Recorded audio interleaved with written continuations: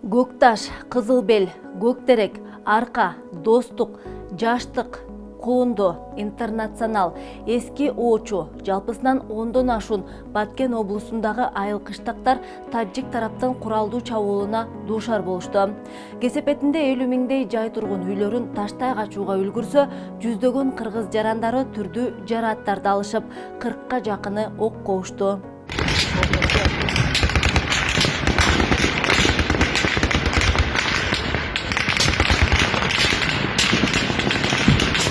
Жай тургундардын өмүрүн жана тынчтыгын алган мындай чабуулга эмне түрткү болгон? Головной суу капкасыбы, баңгизат контрабандасыбы же жер талашыбы? Кыскасы кыргыз-тажик чек арасындагы татаал кырдаалды кыска нуска талдап бергенге аракет кылабыз. Сиздер менен мен Наргиза Асекова. Салам. Кыргыз-тажик чек арасындагы чыңалуу 28 апрелде башталган. Аптанын 4-күнү Ак суунун боюнда тажикстандык жарандар шагыл жүктөп кетүүгө аракет кылган. Кыргызстандын чек ара кызматы жергиликтүү бийликтегилердин эки тараптуу макулдашуусу болмоюн бул жерге кирүүгө болбой турганын эскерткен. Бирок тажик жарандары чек арачылардын эскертүүсүнө көңүл бурган эмес. Ошондой эле головной суу капкасынын жанында электр мамыларга видео көзөмөл орното башташкан. Кыргызстандын чек ара жана милиция кызматкерлери видео камераларды орнотууну токтотууну талап кылышкан. Көп өтпөй эле ал жакка 100дөн ашуун жаран чогулуп, башында тараптар таш менен чабышып жаткан болсо, 29 апрелде кырдаал огош бетер курчуп, тажик тарап бир гана адамдарга эмес, үйлөргө таш ыргытып, көчөдөгү автоунааларды аңулоочу мылтыктар менен аткылай башташканын кыргыз чек ара кызматкерлери маалымдашкан. Кесепетинде Баткен районунун Аксай, Актатыр, Самаркандек айыл аймактарына өзгөчө тартиптеги күчөтүлгөн режим киргизилген. Ал эми Лейлек районунун Кулондо, Интернационал, Эски Оочу, Максат, Жаштык, Борбордук, Достук, Арка эки айылдарынын тургундарын коопсуз жайларга чыгарып кетүүгө аргасыз болушкан.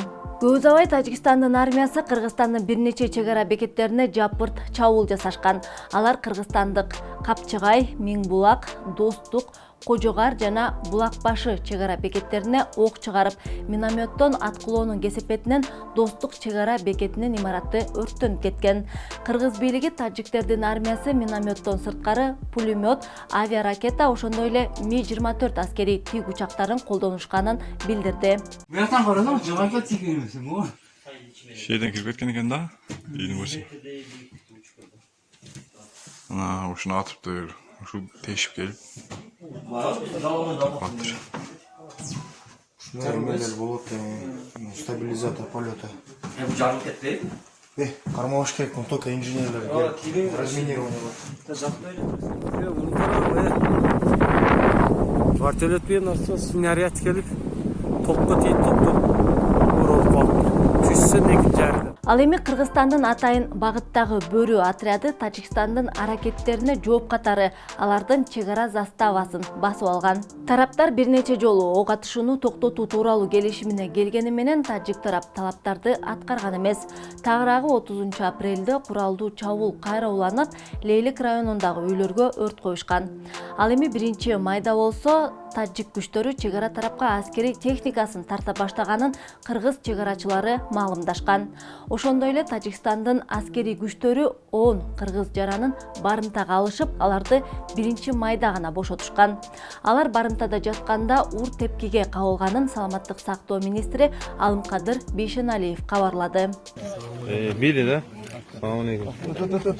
Өтөрүңүздөр. Тез өтүңүздөр. Өтөрүңүздөр. Папуна.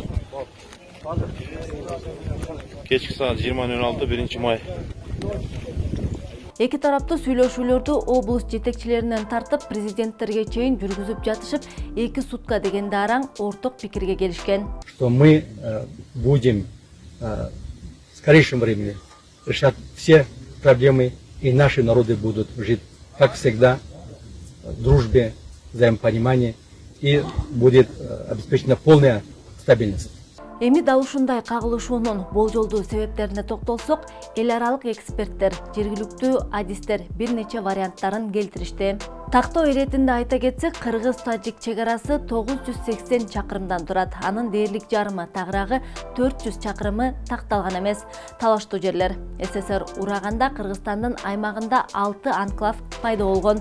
2 тажик айылдары, 4 Өзбекстандыкы.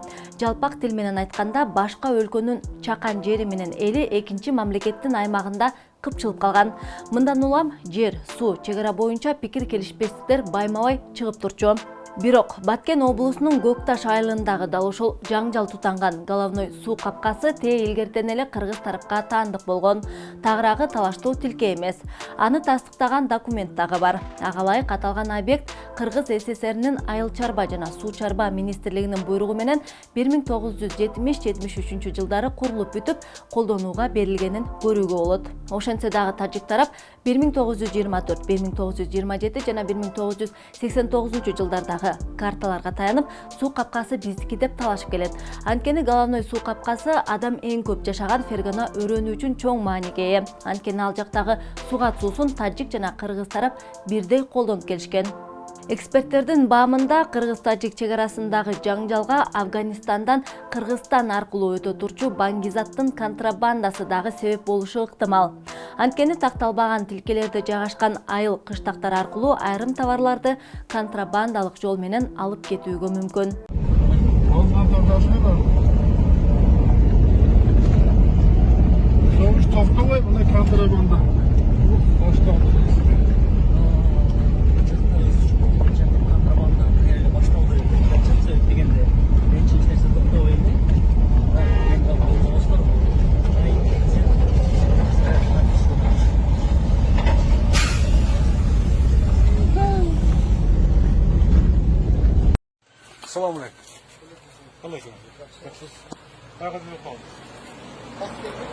Дагы бир себеп катары демография маселеси аталды. Жалпак тил менен айтканда талаштуу тилкелерде бир мамлекеттин эли суюлуп, экинчисиники басымдуулук кылганы.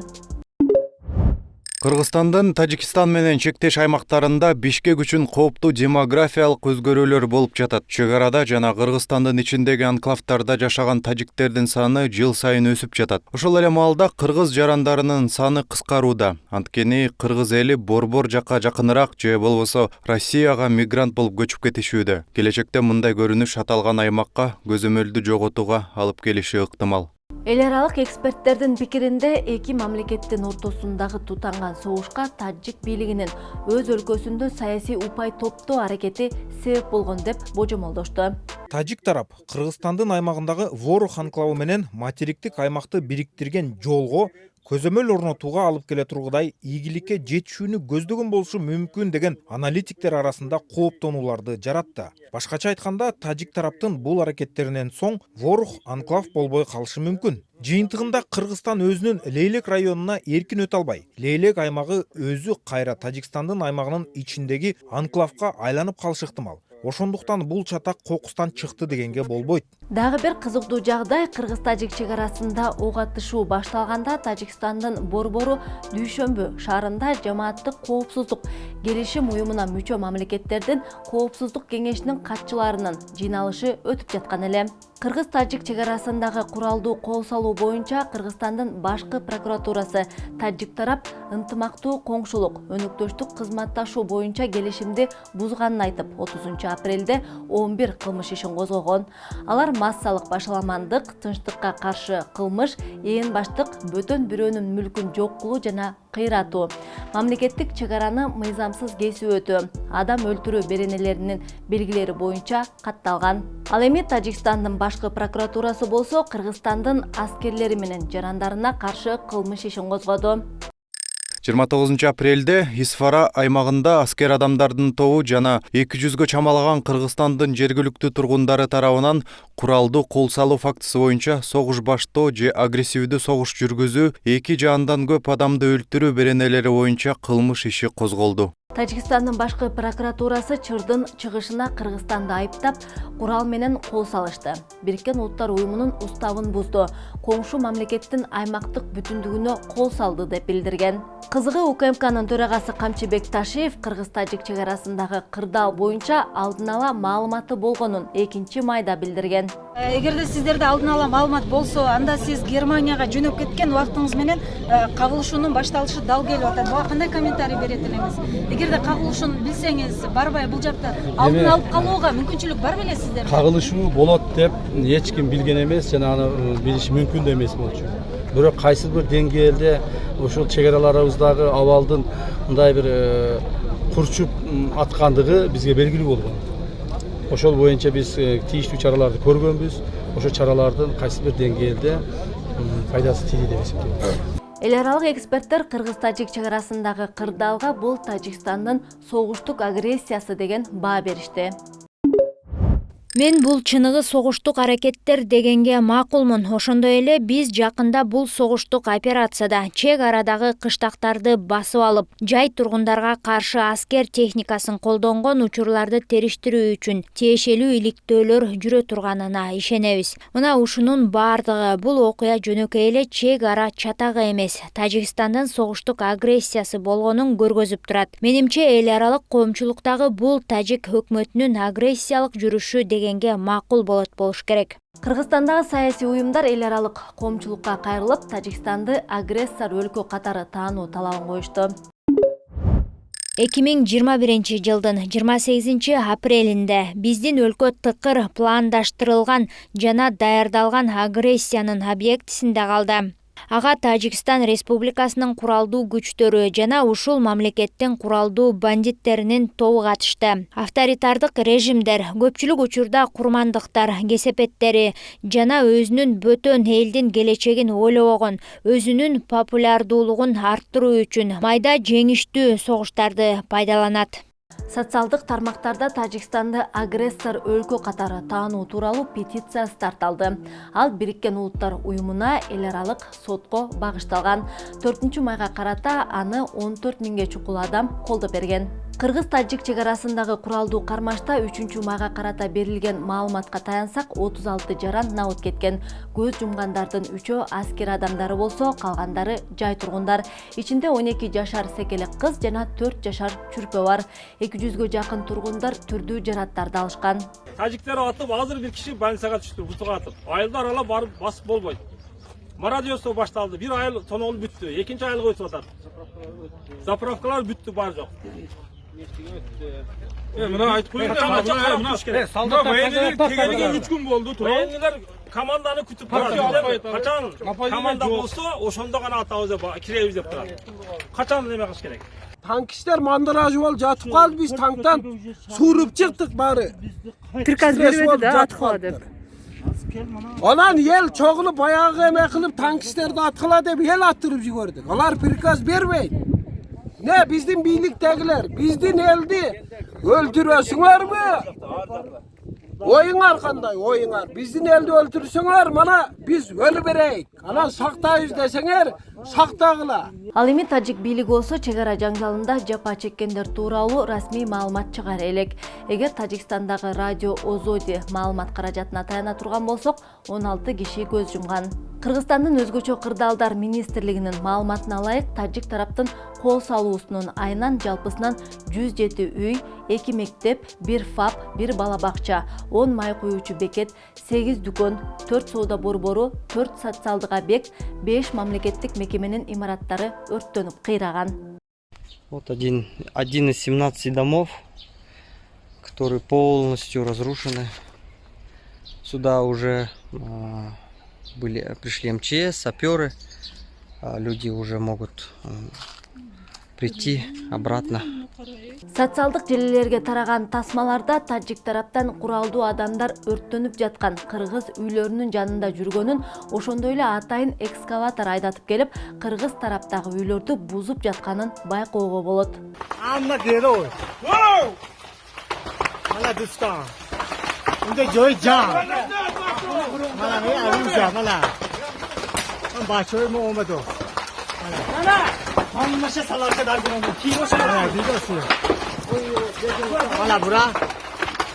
Ал арада Тажикстан тараптагы өз жоготууларын атап чыкты. Аларда 14 үй кыйрап, 2 турак үй, 1 сарай, 1 мектеп чала була талкаланган.